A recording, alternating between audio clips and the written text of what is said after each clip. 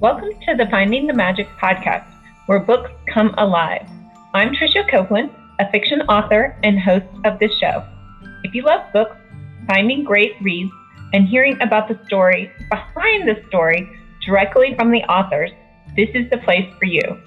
Whether you like fantasy, science fiction, dystopian, or romance titles, I think you'll find something to love in my playlist. Listen in to discover something magical about a book or two today.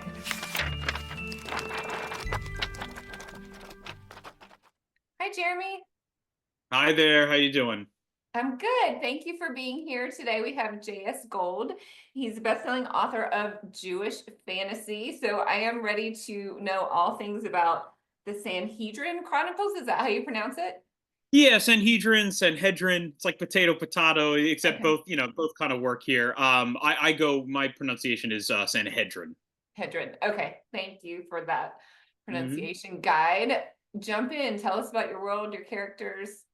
Absolutely. And thank you again for having me here today. Yeah, so the Sanhedrin Chronicles is a Jewish fantasy novel that published last November. And it's really began back in 2018 in terms of the thought process in its creation and the actual writing of it.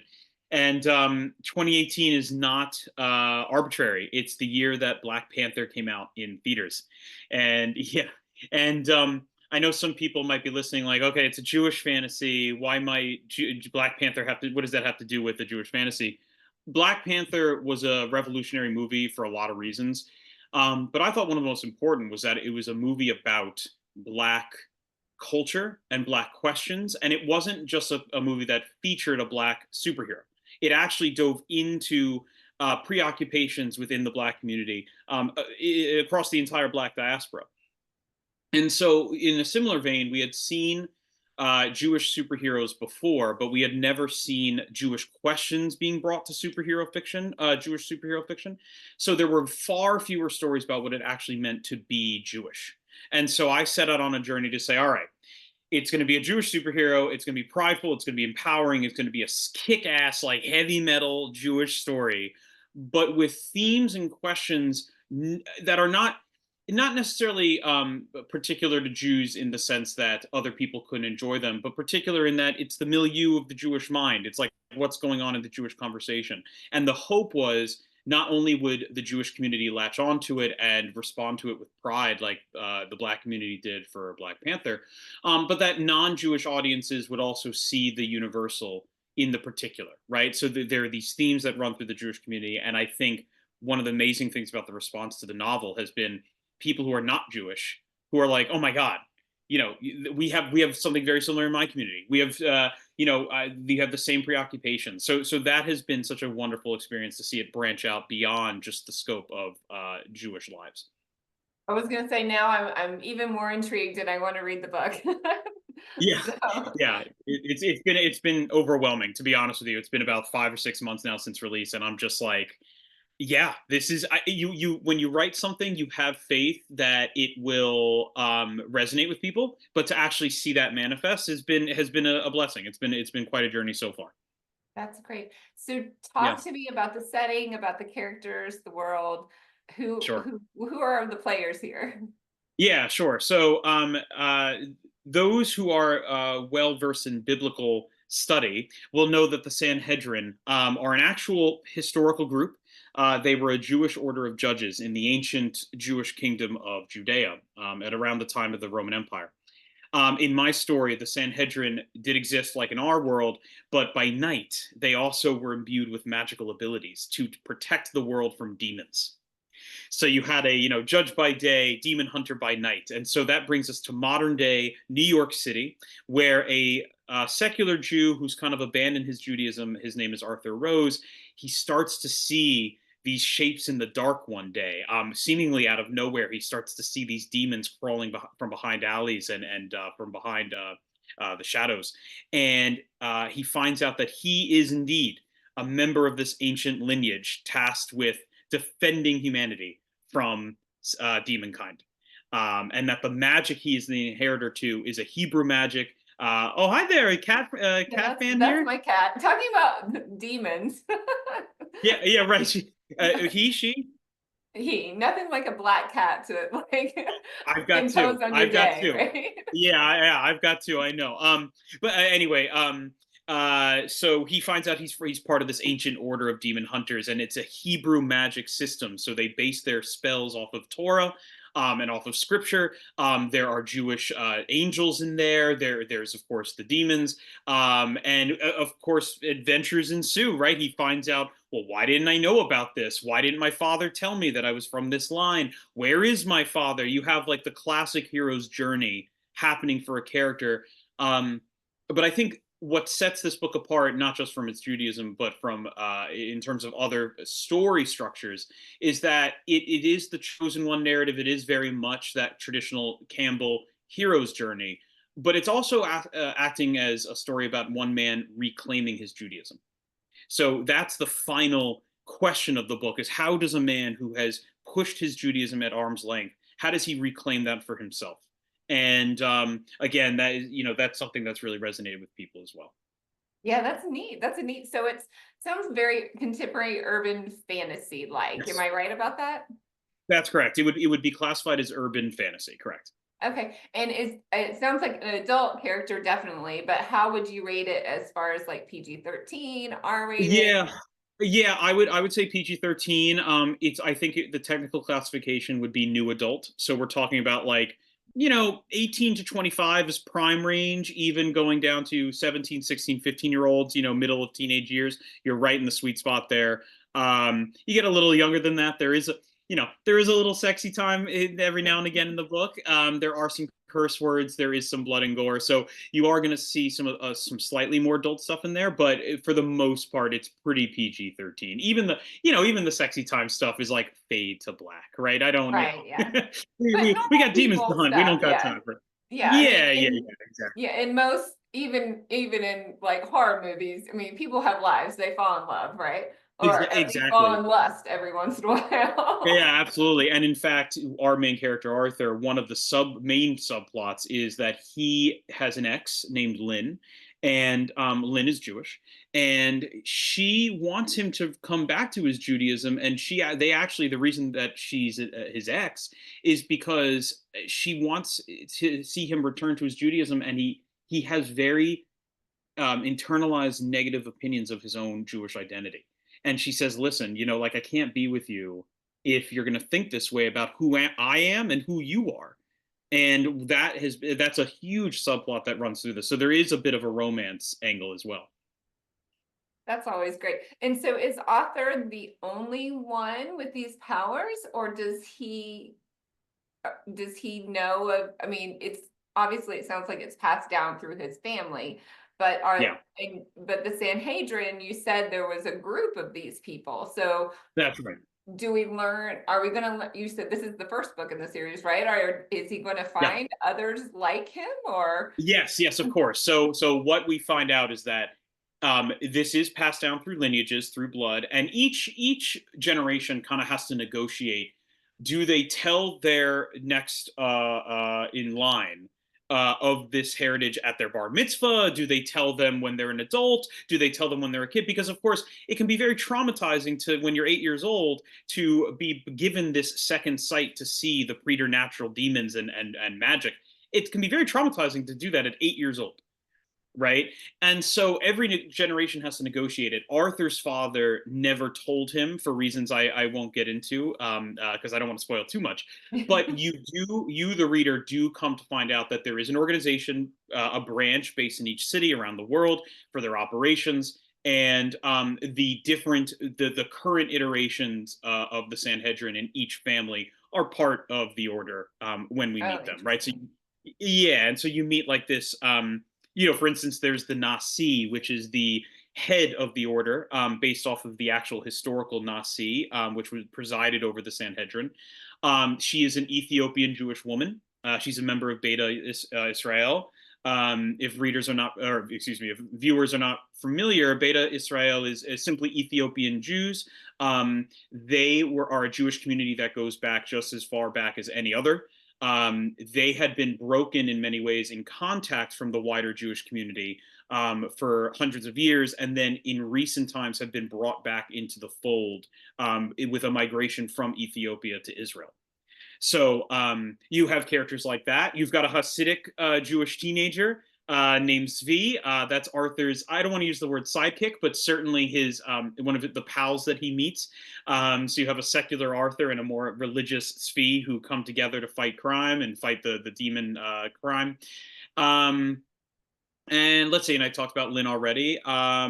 And of course, then there's other characters like Levi, right? So you have a soldier, an American soldier who served. He did a few tours in Afghanistan and Iraq, and his powers actually manifested when he was on tour. And because demons grow out of human sin and human depravity, wartime, as you might imagine, is not the best place to be dropped into somebody learning of demons for the Right. first time. Yeah. So we have a lot. There's a lot of that going around. A lot of different themes. A lot of questions brought up by these different Jewish characters who are all revolving around Arthur and part of his journey. Interesting. Yeah, so I'm guessing you don't call them witches, so they just have are they called Sanhedrin? They're called What Sanhedrin. that's what Yeah. they call themselves, but they have magical powers. So Yeah. sorry, I'll just say witch for a minute because I write about witches too, or I write about Oh, there you go. too. But so Yeah. I kind of did a little bit of the same thing. So my witches were formed by the creator. I made it non-secular, but the creator to Mhm. protect the humans from all the evil spirits. So it's kind of the There you same. go. I didn't put the Yeah, Jewish yeah, we're spin vibing. on it, but Yeah. very biblical in that the magic is passed down from the Right. parents to the children, and they know their purpose in the world is to protect the humans from all these evil spirits that may lurk around them. And Right. so yeah, I was relating to that kind of. Yeah, ooh, we've got some synergy here. This is very Mhm. nice. Right, yeah. So and Um, how does it happen is so do their powers come at different times in their lives, or it can happen anytime? yeah, so there's two ways, right? So the automatic way is if you're part of this lineage, when your parent who has the power before you, when they die, it automatically passes Okay. down to you. Now, for obvious reasons, many Sanhedrin will choose to prematurely share the power with their children by undergoing just a ritual. It's not very involved, but basically you speak some Hebrew, there's a bit of chalk on the ground, a little bit of, an occult thing, and then you too are granted the sight and the ability to perform magic before your parent dies. Um, but again, Arthur, our main character, not only was he not given magic or given the sight by his own father, who should have given it to him, his own father sent him away when he was young. His father is Hasidic, and he sent him out of the Hasidic community for reasons I will let the reader enjoy. And he didn't even tell him that he was part of this lineage. So you have a main character who's a complete fish out of water in this first volume. Okay, but talk to me about his mother, because the Jewish faith is passed down Yeah. from the mother, right? Where is his mother? Yeah, where is his mother? So, in the story, there's a lot there. I will do my best to not spoil anything, but Okay, don't spoil it. I won't spoil too much. But needless to say, his mother is when we find Arthur, his mother is out of the picture. Okay. And there are revelations as we go about what happened to her, the nature of his lineage through his mother's line, and how that mixes with his father's lineage of being Sanhedrin. So you definitely you're thinking the exact same thing I did when I was creating the story of like, okay, that's the dad. What's going on with mom? Yeah, I have several Jewish friends, and it's interesting to me because I became Catholic, and one of the Hmm. people that I like kind of modeled myself after, or I was inspired by, she became Jewish. And Mm-hmm. so that was very interesting. So I know I was raised Christian, but kind of Yeah. do a lot of research and have lots of friends. So Yeah. so Yeah. it was the kind of that's why I was mentioning that. But yeah, Yeah, so well, it's interesting you use the phrasing of became Jewish because according to a lot of strains of rabbinical thought, convert are some of the holiest Jews out there, right? Because to go through that process and to make it known, your Judaism known to the world, the way of thinking about it is they were always Jewish. They have just come home, right? Their Oh, soul has just interesting. come home. Yeah, which I think is very beautiful. I think it's a very beautiful way about thinking about conversion. Yeah, that is very beautiful, and it's a lot of work, so kudos. Absolutely. Yeah, Yes, absolutely. and but when you were talking about like the Jewish, him having the negative outlook of his Jewish Yeah, heritage, I'm like, yeah.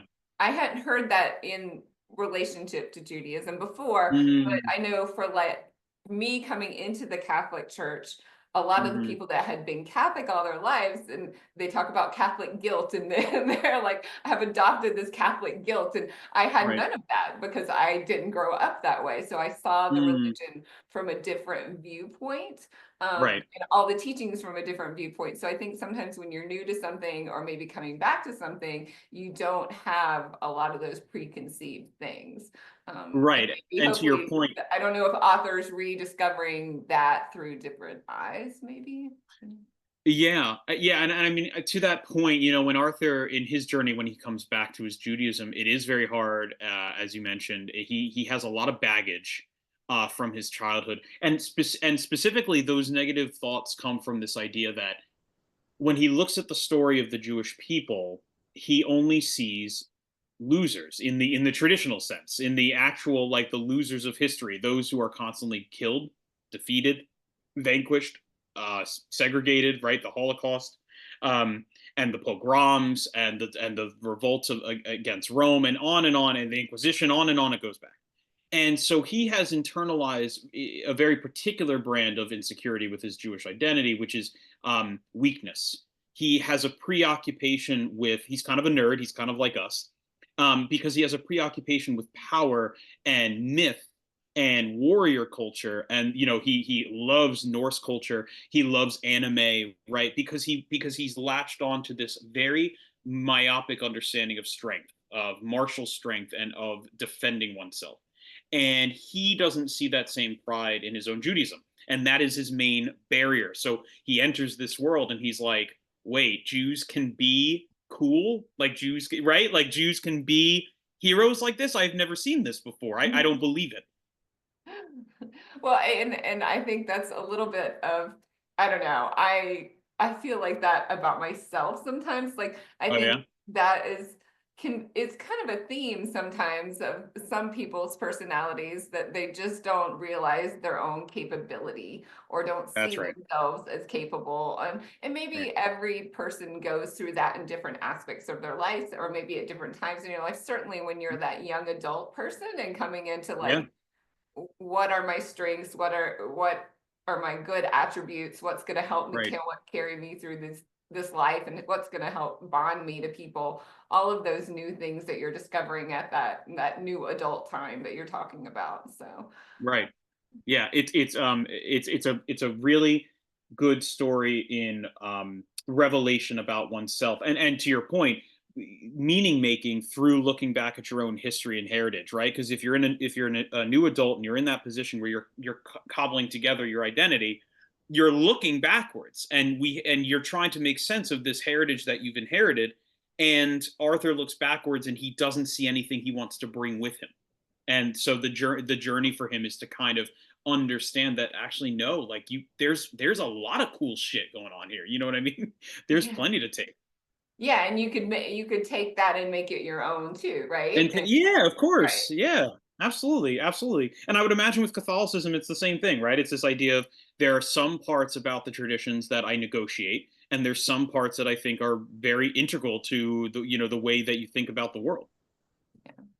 Yeah, That's so cool. absolutely. Yeah, I'm definitely getting the book. I'm definitely reading it. Okay. So you said Yeah, you're working on the second one. Any I like am. little nuggets that you can give us Sure. about what's going Yeah, to happen? absolutely. Absolutely. Yeah. So I will I'll do my best to try to frame it without giving away too much of the first book or the second. So first I'll just say that it's part of a 3-book deal. So I at least have the 3 books coming out through the publisher, which is fantastic.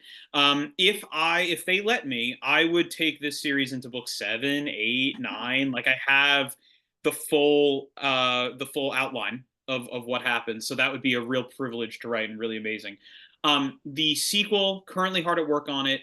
the main theme of the first book, just to juxtapose it with the sequel. So the main theme of the first book, as we've discussed, is coming into your own identity, and feeling empowered by your own identity. And Arthur feels feeling empowered with his Jewish identity. Then the second book becomes a question of, okay, we're going to grapple with some heavy themes about, well, what does it mean to be Jewish in terms of who isn't and who is Jewish? Who gets to decide who is and isn't Jewish? You mentioned before the matrilineal lineage, right? The way that a Jewish person is determined is according to traditional doctrine, their mother's Jewish, therefore they're Jewish. Well, there's a lot of exceptions to that in the Jewish world. And there's also an entire range of Jewish experience, like I mentioned before, the Beta Israel. These are African Jews. You have, of course, European Jews. You have Middle Eastern Jews. They're all over the world because of the diaspora. Who gets to decide what it means to be Jewish and and who isn't a Jew? And then for the people who think they can make that decision for other people, where do they get that logic from, and how can that be harmful to the Jewish community, right? And it's really a broad conversation about the inclusivity of the entire Jewish world. Interesting. So, Yeah. and are we seeing new, for lack of a better terms, adversaries or Yeah. new bad guys in each novel Yeah. that he has to deal with? Absolutely. Absolutely. So I should start by just giving, because I realize now I didn't give a synopsis of the villains in the first book. So in the first book, Arthur goes on this hero's journey, and his antagonist is this ancient demonic evil named Egrat, daughter of Malat. She's known in Jewish folklore. She is trying to resurrect Samael, who that might be a name you're familiar with as a lover of witches, and this kind of occult tradition. The left hand of God, this kind of archdemon. But Egrat herself is only summoned because a human woman named Rivka, a former Hasidic Jew, she lost her husband to an exorcism. And in an attempt to regain him back and claim him from the dead, she has summoned this demon to find certain objects to resurrect him. So you have Arthur on his journey of self-discovery. Meanwhile, Rivka's over here, and she's like this very darkness surrounds her. She's a very complicated character, and you're on her journey as well, as a supplement to Arthur's. Yeah, so it sounds In like the antagonist is unleashed into the world and probably doing bad things, right? I without spoiling too much, Samael. Yes, we're going to see Samael later in the series for sure. Okay. In the second book, though, going along with that theme of inclusivity, what does it mean to be a Jew, right? We have another archdemon from folklore, who is Asmodeus, and he, in my iteration of him, he is half Jewish, but he projects and he says, I'm going to overcompensate for my feelings of inferiority by suggesting that actually Jews are, there should only be pure Jews. There should be no half Jews. There should be, this is what it means to be a Jew. He keeps what it means to be a Jew very boxed in. And he wants to essentially, I'm going to get dark with my language here because he's a dark character, but he wants to purify the Jewish world effectively. So we get into some real dark stuff here. And of course, it comes into play. We have so many characters in the novel who are either half Jewish, who are Jewish from a more marginalized lineage or what have you. And we have an antagonist who basically wants to, purify the Jewish bloodlines, so to speak. So it's a very heavy, very dark second volume that I've cracked into. Well, I think that's pretty appropriate for the second volume. You have to go pretty dark before, like, the third one, you're like, have all the light at the end of the tunnel, right? Yeah, hopefully, for sure. Although I don't know, let me tell you, the way it's looking, book 3 might even be even darker. We'll see. I just find that, like, when I say dark, I don't necessarily mean that we're going to see this graphic violence, because I don't think you necessarily need it. I'm using dark in the sense of just these themes of discrimination. I mean, let's just call it what it is: discrimination, radical thought about racial identity and racial and ethnic identity and stuff. These are, unfortunately, I hate to say it, but these are themes that are spiraling in our world today. They're kind of made a resurgence And I really wanted to make a commentary on that with the sequel, so that's where my mind went. Well, I think that's a great thing to do, especially in fantasy books. It can be like a really good way to explore those things without like being in someone's face about it, right? Like saying, Right, hey, I'm putting this in front of you. How does this look or feel to you now that it's like this demon, devil, angel type being who's right, wanting to purify his religious culture or yeah, something, you know, the right, people that right, he's calling in this box, right? So right, how does that right. feel? I think it's a safe way to explore a lot of those themes. Yeah, and to your point, fantasy is a safe way to explore a lot of those themes, right? Not just the stuff we're talking about today, but there's so much. There, I was watching a video essay a few weeks ago about A Court of Thorns and Roses and romanticy, and why it has been such a bombshell for people, such a huge new part of the industry. And I think it's because the fantasy kind of allows for that escape and the ability to kind of probe your own desires and your own identity in safe ways. That's the power of fantastical literature, right?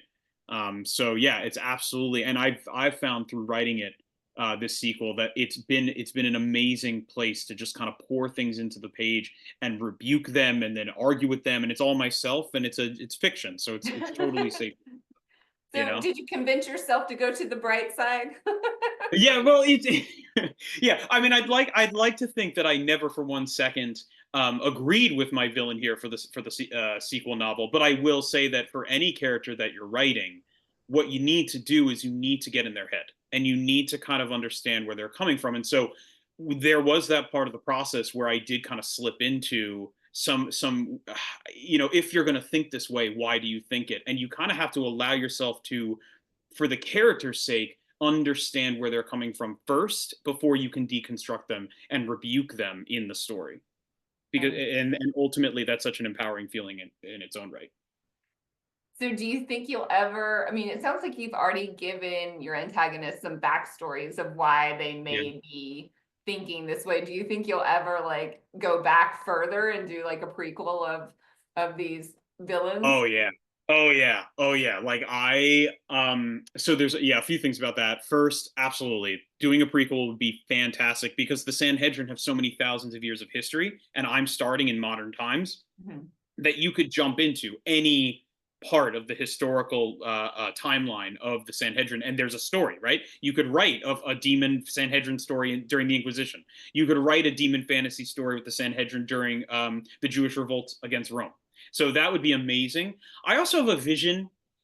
I want this story to be empowering for the Jewish community, and it would be amazing if Jewish readers, continue to enjoy it, and they say, "Hey, listen, like I'm Indian and Jewish, I'm Ethiopian and Jewish, I'm descended from crypto Jews who fled to Latin America." It'd be so amazing if they contributed stories, and I have this vision of an anthology, and they could write whatever story they want along the entire spectrum and history of the Jewish world, and we could put it together in an anthology series. That would be such a joy for me. Like, so just to concentrate all of that wonderful storytelling. Well, I think you're the person to do it because I think a lot of people would be attracted to your energy, so and your message. Great, And great. Thank you. I'm thinking it should be a movie like Black Panther too. Right, that's what I'm saying. Right, like, come on, we got Black Panther. Where's the Jewish Panther? You know what I mean? Definitely. Well, I Maybe, don't maybe it know. wouldn't be maybe it wouldn't be Jewish Panther. Yeah, yeah. Well, they wouldn't turn into a panther, but maybe Right. Yeah. something, right? Maybe something. There's something there. Yeah, yeah, yeah. Just a But superhero version. the superhero version, yeah, absolutely, absolutely. We'll see. You know what? Whatever it may come is what may come. I'd be great. I'd be super excited if anything ever happened with Hollywood. Of course, that'd be sick. That'd be awesome. Very And I cool. already have some fan cast in my head. Oh, very cool. Just at least a cool costume, right? Oh, absolutely, 100%. Especially with some of the angels in there, Mm, like rings for heads and stuff, like classical biblical representations. Yeah, it'd be great. that would be neat. That'd be very Yeah, cool. yeah, And yeah. yeah, because I can imagine like right behind them and with the wings. Yeah, yeah. Well, so in the Talmudic tradition, right, of the wider Jewish text of the Talmud, there's commentary on these angels. What do they look like? We have the angels in the Bible. Like, what do they look like? And there's some thought that they have these rings, and on these rings are eyes and like many eyes, and it looks really, really cool for screen. It'd be sick. Interesting. I will have to look that up because I haven't heard of those. Yeah, yeah. Yeah. If you type in biblically accurate angels on Google, it's going to be one of the first things that comes up. It's like, whoa, it's like some trippy depictions. Okay, well, good. Thank you for that. I will definitely look it Yeah. up because I have, like I said, I have my my witches that were formed by the creator, and then I wrote fairies that were also formed by the creator, sort of for the same purpose. Ooh. And yeah, and they question a lot of the same things because some of their adversaries are like, sometimes they're the witches and sometimes, well, definitely vampires, because supposedly vampires came from the demons, right? But then of course, as they progress and get into the modern world, they're like, is this really right? Is every one of these vampires bad? Anyway, so a little bit of the same themes. So fun. Ooh, you got an entire cosmology. Yeah, I love we it. have many characters there. So. Oh, hells yeah. All right, we got vampires and fairies in the same world. Let's do it. I love it. That's great. Definitely. But I'm definitely going to look up your book. So tell me how I can find it as well as how everybody else can find it. Absolutely. So it's wherever books are sold. It's the Sanhedrin Chronicles. I believe it's on discount now on Amazon. But again, you can find it on Barnes and Noble, Amazon, thrift books, Walmart, wherever you get it, it's there. And if you want to keep up with me, because I also put out some content just to what's on the top of my mind, I put it out there. JS Gold Author at Instagram or on TikTok. And of course, I also have a Substack. I feel like every author needs to have a Substack. It's what it feels like. So my Substack is also JS Gold Author. I try to come out with essays once a month. Although when you're in the middle of a teaching school year, it's sometimes hard, but I try to do once a month for essays. Fun. I was like, we didn't even get how you started writing, but we are going to wrap up because there was so much to talk about your books. And of course, when you publish your next book, you will come back and tell us more about your history, maybe. So 100%. Well, we can do an entire writing deep dive. You got it. Okay, that sounds good. Well, thank you so much, Jeremy. JS Gold Author,